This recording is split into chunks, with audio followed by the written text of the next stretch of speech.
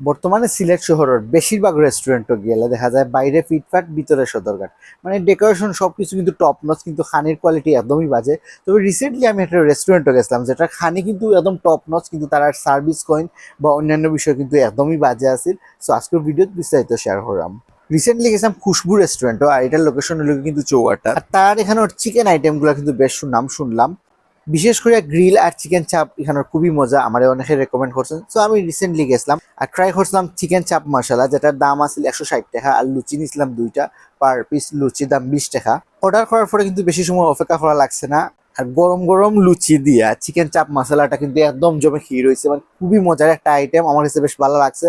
আপনারা যারাও খাইবে আসলে খুবই বাজার না, এটা ঠিক আছে, আমি এটা 10 আউট অফ 10 অবশ্যই দিতে হয়। বাট প্রবলেমটা হইলে গিয়ে তার সার্ভিসটা, টেবিলগুলো কিন্তু নোংরা ছিল, অনেক টেবিল আমি দেখছি মাছি মোর ফরি রয়েছে, কিন্তু এগুলো ক্লিন করা হয়েছে না।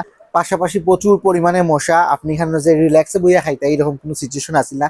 আমার ভিডিও দেখে আমি খাইলাম, কিন্তু আমার ফাইয়ের অবস্থা কিন্তু খুবই খারাপ, কারণ প্রচুর মশা এখানে আছে। তার সার্ভিসটা ইমপ্রুভ করা গেলে আমি কইমু যে এখানে অবশ্যই আপনারা একবার ট্রাই করবা।